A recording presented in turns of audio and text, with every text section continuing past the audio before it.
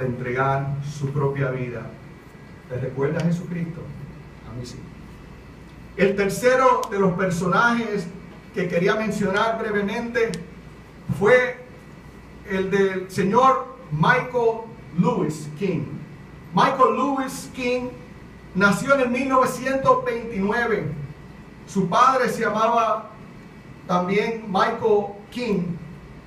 Y en 1934, Michael King, el papá de Michael Lewis, cuando Michael Lewis tenía 5 añitos nada más, él fue a Alemania a una conferencia de su iglesia porque era bautista.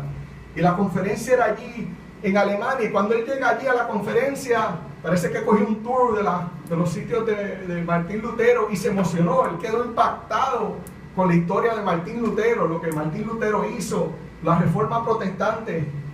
Y el hombre quedó tan impactado con la obra de Martín Lutero que le cambió el nombre a su hijo, que ya tenía 5 años. ¿Cuánto usted le cambiaría el nombre a su hijo después de 5 años? Después que tú lo llamas Michael Lewis, ahora te va a llamar así después de 5 años, pero ¿qué pasó? ¿Verdad? Pero él estaba tan impresionado con la historia, ¿verdad? Lo que hizo Martín Lutero en la Reforma Protestante, y le cambió el nombre a Michael Lewis. Hoy en día lo conocemos como Martin Luther King. No sé si sabían, yo estoy seguro que ustedes han escuchado de Martin Luther King, pero yo no sé cuántos de ustedes sabían que Martin Luther significa Martín Lutero, y el nombre lo tiene por el reformador Martín Lutero. Así que traducido literalmente al español, Martin Luther King se llamaba Martín Lutero King, o Martín Lutero Reyes, si lo quieres puertorriqueñizar un poquito más. Martín Lutero Reyes, Martin Luther King. De ahí viene ese nombre y se lo cambió su padre. Pero lo más importante no es el cambio de nombre, no es ir al registro demográfico de allá a cambiarle el nombre, sino que como un profeta del Antiguo Testamento que actúa de acuerdo a su nombre. Cuando Dios le cambiaba el nombre, no va a ser Abraham, va a ser Abraham, y ¿verdad? Estos cambios de nombre que hacían a los profetas. Martin Luther King se convirtió en un reformador del siglo XX, de finales del siglo, mediados del siglo XX, un reformador de una nueva sociedad donde las tinieblas estaban revestidas de albas y sotanas, y donde mucha oposición que tuvo Martin Luther King provenía de la propia iglesia, de los propios religiosos, además del Estado. Allí Martin Luther King empuñó el martillo y rompió las puertas de la opresión religiosa falsa, de la segregación, de la discriminación, y dejó que la luz del Evangelio saliera.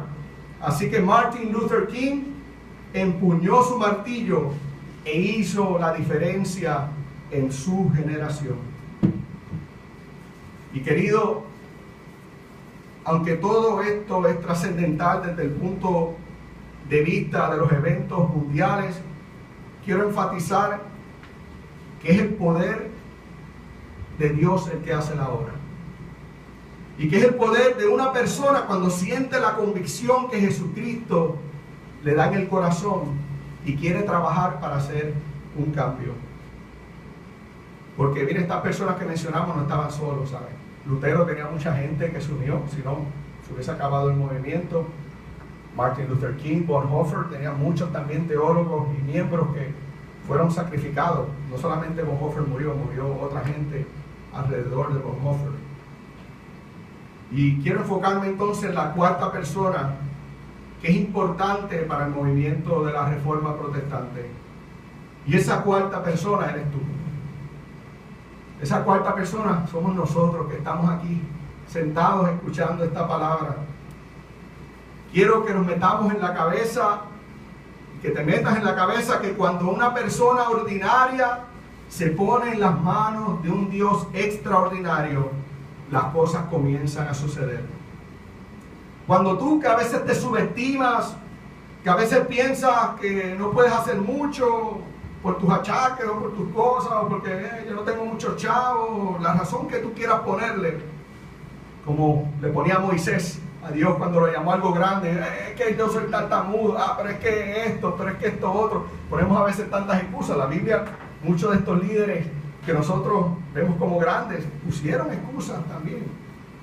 Así que, querido, recuerda que cuando tú te subestimes, ponte en las manos de Jesucristo y deja que el Espíritu Santo guíe tu vida y grandes cosas te esperan. No necesariamente son cosas que tú puedas decir, voy a cambiar el mundo. Pero mira, querido, si tú con tu fe, tu testimonio y tu entrega a Jesús, tú puedes cambiarle el mundo a una persona. Tú puedes cambiarle el mundo a la persona que más usted, a lo mejor usted no piensa que necesite nada, y esa persona usted le puede cambiar el mundo por un mensaje. Ayer o antes de ayer, un joven de una escuela en Washington mató a una compañera que creo que era prima, y con un revolú, no sé si vieron en las noticias, y nadie entendía por qué. El muchacho había salido hasta príncipe de la clase, o una persona popular, no era el tradicional nerd que todo el mundo le hacía bullying, estaba al lado. Una persona que nadie podía explicarse porque estaba feliz. Pero usted no sabe a quién usted tiene al lado. Así que si nos ponemos en las manos del Señor, podemos hacer grandes cosas, quizás no desde el punto de vista sociopolítico, pero en las vidas que tú toques por tu testimonio.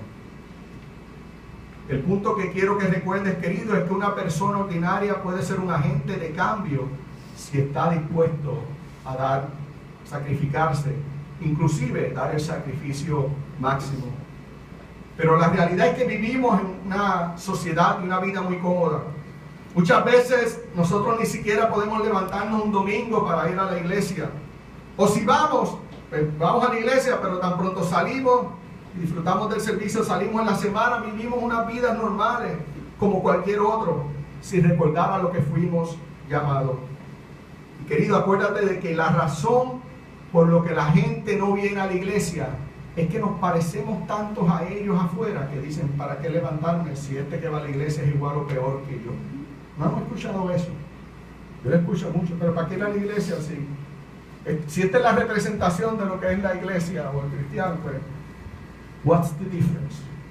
Cuando yo puedo quedarme durmiendo por la mañana o viendo los muñequitos como hacía yo peleando cuando chiquito. Oye, recuerda esto, te lo digo.